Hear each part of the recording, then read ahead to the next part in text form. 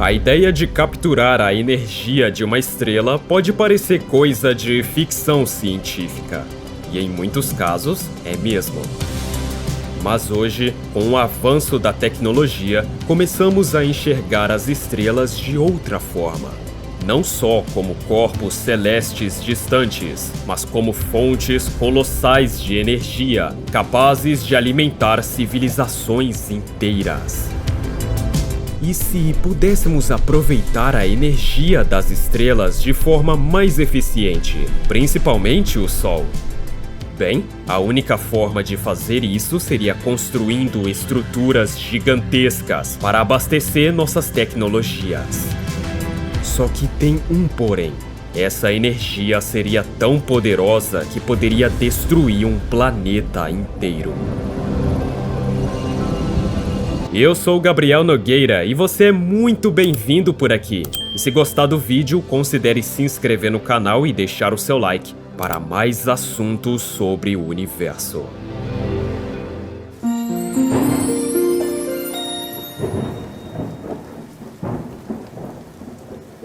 A cada segundo, o Sol produz mais energia do que nós, humanos, já usamos em toda a história da humanidade. E a cada 90 minutos, a Terra recebe luz solar suficiente para abastecer a humanidade por um ano inteiro. Só que ainda estamos muito longe de coletar uma fração de toda essa energia. Em 2021, de toda a eletricidade que geramos, apenas 3,1% veio de painéis solares. Mesmo que construíssemos mais painéis solares aqui na Terra, nem toda a energia do Sol chegaria até nós. Nossa estrela irradia energia em todas as direções, e nem toda a luz que atinge a Terra chega à superfície do nosso planeta. Parte dela é refletida ou absorvida pela atmosfera e pelas nuvens. Considerando quanta energia é perdida antes mesmo que a luz solar chegue aos painéis solares na Terra, seria mais eficiente instalá-los em algum lugar onde pudessem ficar de frente para o Sol todos os dias. Então, as formas mais eficientes possíveis são muito futuristas, talvez impossíveis, mas valem a pena serem exploradas.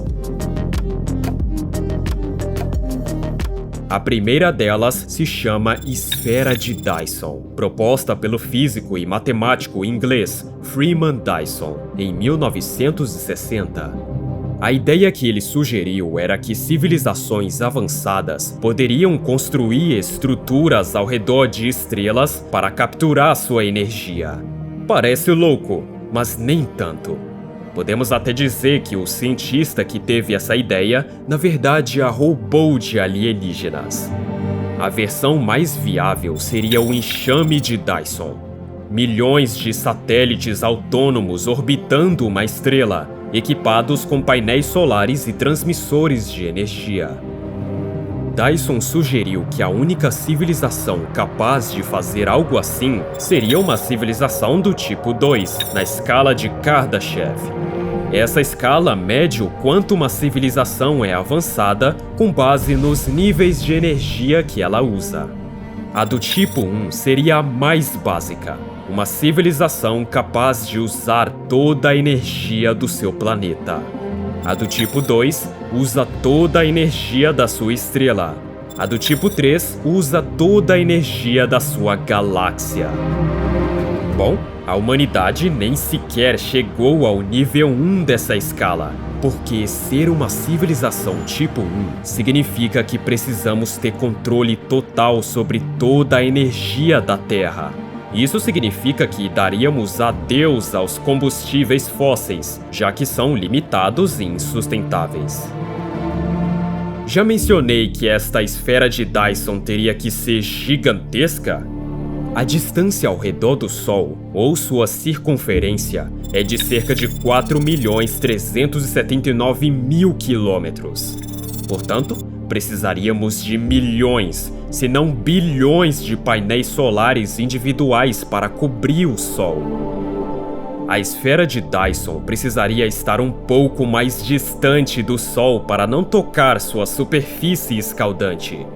Em outras palavras, a mega estrutura gigantesca teria que ser maior que o próprio Sol.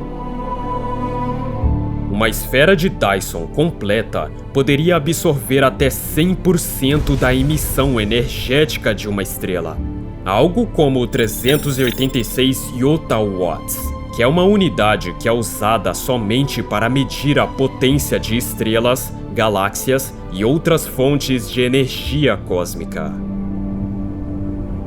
Mas essa ideia não é a única. E se pudéssemos usar a energia do Sol como uma verdadeira arma? Essa é uma ideia muito mais maluca, mas já foi teorizada uma vez. Ela é chamada de feixe de Nickel-Dyson. Na verdade, esse nome é um apelido moderno e não técnico. Uma brincadeira entre Freeman Dyson, criador da esfera de Dyson, e James Nickel, que especulou de forma divertida e sombria que isso poderia ser usado como arma. Funciona assim: painéis solares ou estruturas ao redor de uma estrela absorvem parte da energia emitida. Isso pode ser o enxame de Dyson com capacidade de conversão de energia. Só que a energia coletada é concentrada num ponto de emissão. O feixe que seria disparado quando esse ponto de emissão fosse aberto pode ser laser ou micro-ondas. A estrutura dispara o feixe a uma distância astronômica e seria usada para alimentar colônias distantes, acelerar espaçonaves com velas solares ou mesmo se comunicar com outros sistemas estelares. Mas, obviamente, esse feixe precisaria de sistemas de navegação e apontamento incrivelmente precisos. Erros de alinhamento poderiam causar danos catastróficos. Mas agora vem a pergunta: pode destruir planetas? Teoricamente, sim. E é aí que a coisa ganha tons de ficção científica bem sombria. Um feixe de laser alimentado por 0,01% do Sol poderia incinerar atmosferas, derreter crostas planetárias e causar efeitos semelhantes às armas de destruição planetária, dependendo da duração e intensidade. Por isso, em algumas obras sci-fi, ele é tratado como uma arma de energia estelar, algo equivalente a uma estrela da morte realista. Essas ideias estão muito além de nossas capacidades atuais. Afinal, nem mesmo usamos toda a energia do nosso planeta. Mas será que algum dia realmente poderemos construir uma esfera de Dyson? Ou lançar um feixe de Nickel-Dyson pelo espaço interestelar? Talvez sim, mas com desafios quase tão grandes quanto as próprias estrelas. Precisaríamos desmontar planetas inteiros, luas ou cinturões de asteroides para obter os materiais necessários. Estima-se que só para construir um enxame de Dyson em volta do Sol seria necessário o equivalente à massa de Mercúrio ou de Vênus em materiais estruturais. Para enviar a energia coletada à Terra ou a outros pontos, precisaríamos de feixes extremamente potentes e precisos, como lasers ou micro-ondas. Isso traz riscos sérios, com danos a equipamentos, seres vivos ou atmosfera se mal calibrados.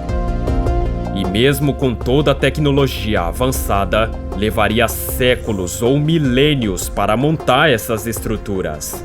A humanidade teria que manter um projeto funcional por gerações, algo que nunca fizemos antes. Porém, o maior desafio pode não ser técnico, mas filosófico e político. Por exemplo, conseguiríamos nos unir como espécie para algo tão monumental? Bem, uma coisa é certa. Hoje não perguntamos mais se devemos domar uma estrela. Perguntamos o que faremos quando isso acontecer.